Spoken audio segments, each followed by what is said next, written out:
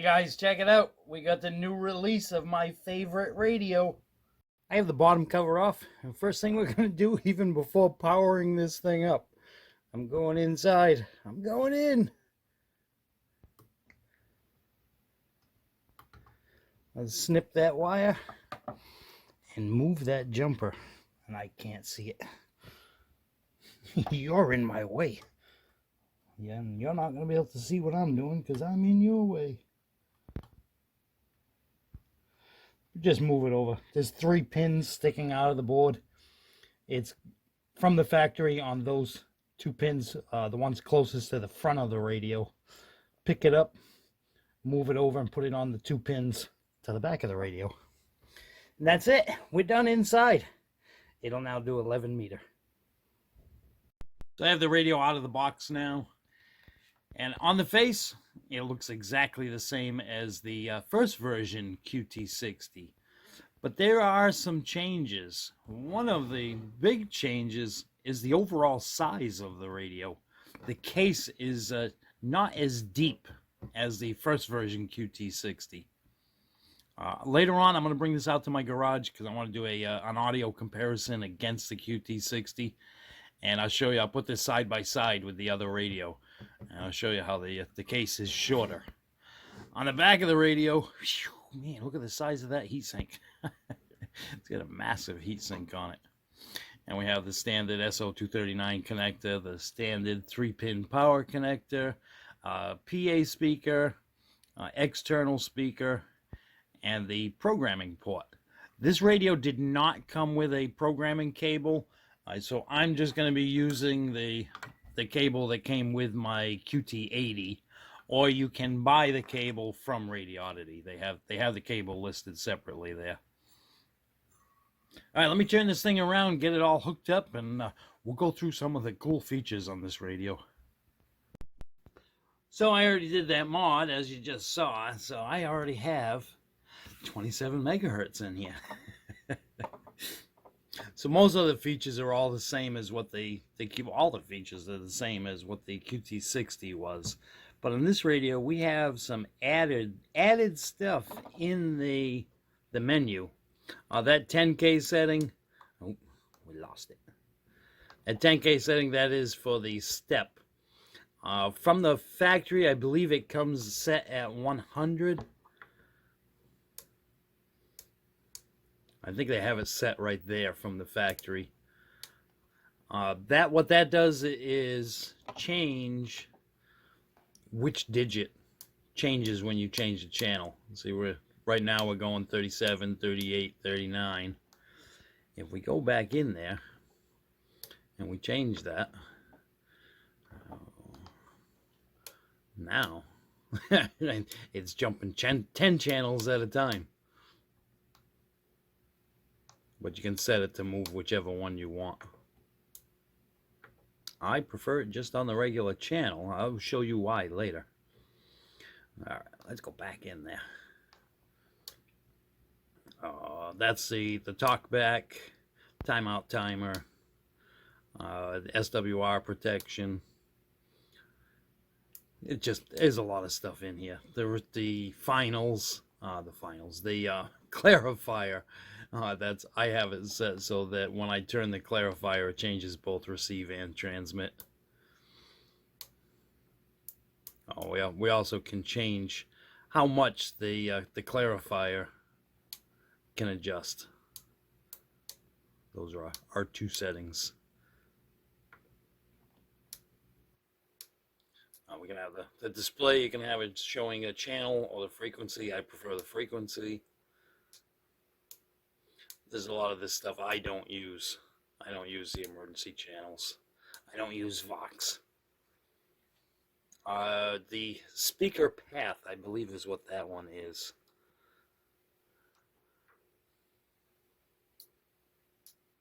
Oh, maybe not. I have to look at the... Oh, that's for Vox still.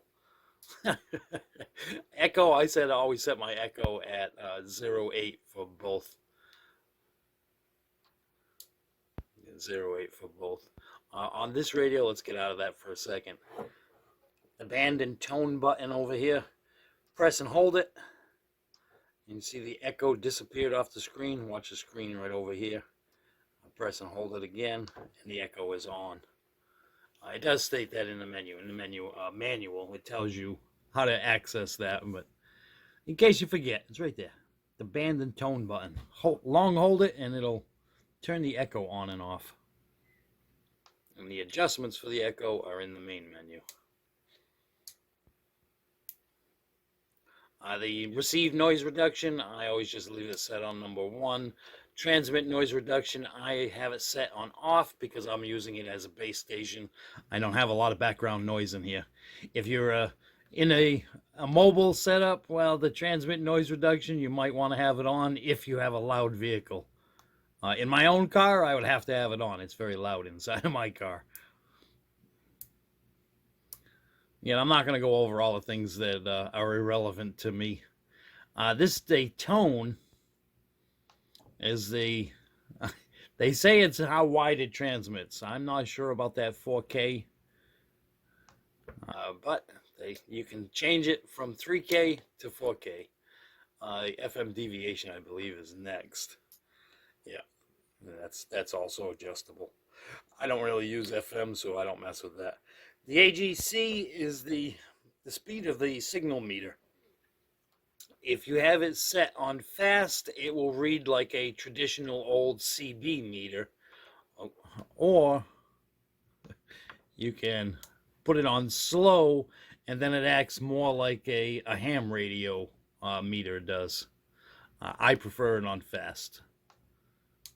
Oh, gotta press that knob in order to change it. Press it again to confirm it. Reset. We're going to stay off of that. And this is actually the beginning of the menu, mic gain. I cranked the mic gain all the way up. I used just the stock microphone with it. And again, I'm as a base station and it's quiet in here. So have that mic all the way up. We have the microphone type, which again, I'm using the stock mic, so it's an electric element. But if you have an old school microphone, you can change it to dynamic. There's what I was thinking earlier when I saw on that Vox thing, the volume path. There's a lot of new microphones that are cordless mics, and they have both the receive and transmit built into the mic, so it has a speaker in it. And with this, you can change it and set your sound to be coming through the microphone instead of the speaker. You got to have the right microphone for that, though.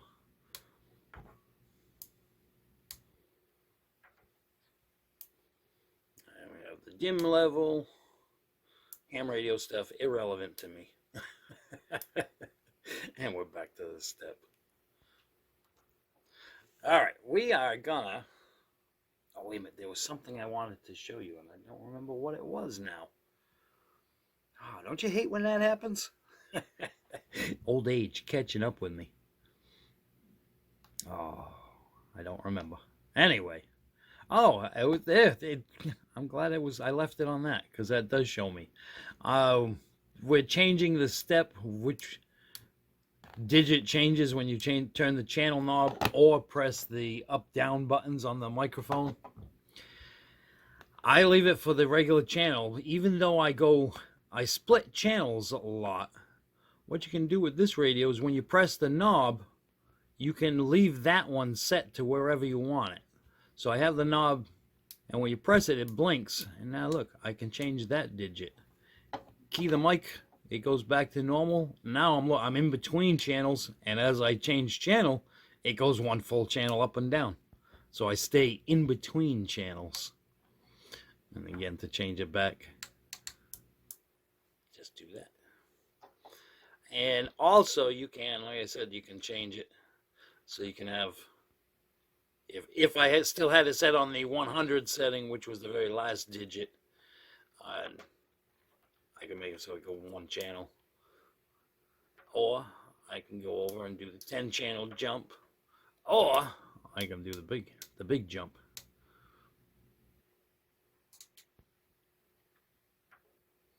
Wow, look at that. We're up on channel 71. How did we get up there? I'm going to put that back on the 5. I'm going to turn this back down. And what we're going to do is... Alberta, Canada. We're going to take this down to my garage and put it side by side with the first version QT60. And then I want to do a little transmit test. Just because of... Where is it? I probably should have went the other way because it was near the end. Oh, there it is. I want to see if that really makes a difference between the 3K and the 4K. Because I'm pretty sure the original QT60 is a 3K transmit. And this one is like the QT80. Right behind it there. That you can change in the menu and set it to 4K. So we're going to bring this down and let's do a little comparison. Let's see if there is actually a difference. Before I bring it down to my garage, I just wanted to show you the computer program. This one actually has a feature similar to like the QT40 had, where as you can see, I added in a whole bunch of channels here. From the factory, it comes with 7 channels programmed in, which are weather channels. And then I added in local fire department and police department and local utilities. So in my weather section, if we go to the weather, press menu and then press the next button, and we're into the weather.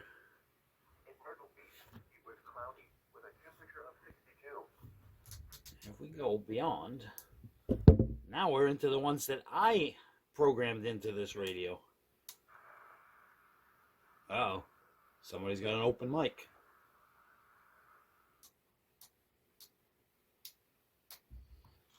So mine now goes up to 13 channels because I programmed in a bunch of additional channels. I still have room for a couple more.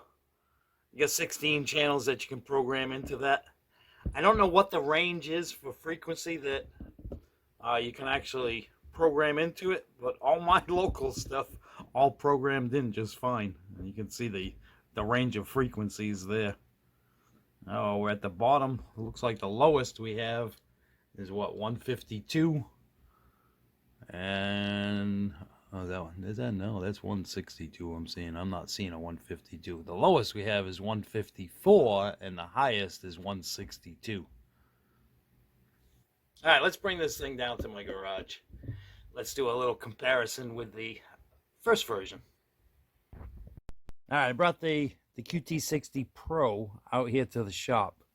I've got it hooked up right beside the first version QT60, just to show you. The face of the radio is identical, but there are other changes. Let me show you some of the changes. And I left the screen QT60 Pro instead of changing it to my 151 South Carolina, just until this video is done. Once it's done, well, that's going to say the same as the other one. Then there is a very easy way to see the difference in these two radios. Let me show you that now. If we go up here, up above the radios, you notice that the fronts are flush, but the back is not. The Pro version, they shortened the case. I don't know if you remember, inside of the first version, there was a lot of room. The board doesn't cover the whole area of that case. That was a standard size case, like what an old Cobra 148 or a Uniden Grant. That's the size case that the QT60 was using. Now they shortened it, and as you can see, now even the heatsink, it's just a little bit shorter than the previous version, which that opens up possibilities for me. I might be able to put that right inside the dash of my car. I had tried that radio in my car, but it stuck way out of the dash because I mounted it right in the dashboard. This one may fit, being that it's a shorter case. All right, let's get to doing a little bit of testing here. We'll use this one as a reference, and while I'm telling you what I'm doing, I might as well start start the testing. This is the QT60, the first version, and we're just going to do a transmit test to see the audio difference between version 1 and the version 2, the QT60 Pro. I think we have enough for a reference on the first version QT60. Audio testing number 2. This is on the QT60 Pro, the Radioddity QT60 Pro. And in the menu, we have it set to the 4K setting on the tone. We're going to just check and see if there's a difference between this and the first version of the QT60. I think we got enough testing, enough audio on here now to see if there's any difference. This is the Radioddity QT60 Pro on 4K. So on the audio test, I noticed that the QT60 was a higher pitch sound, but was slightly louder. The QT60 Pro on the 4K setting had a deeper tone. It seemed a bit wider, but it wasn't quite as loud. So if you want it loud to be able to punch through the DX, probably put it on the 3K setting. If you want to just sound good, put it on the 4K setting. All right, guys. Thanks for watching, and I'll catch you next time. You might have an addiction if... First version, second version, third version. Thanks for watching, guys. Catch you next time.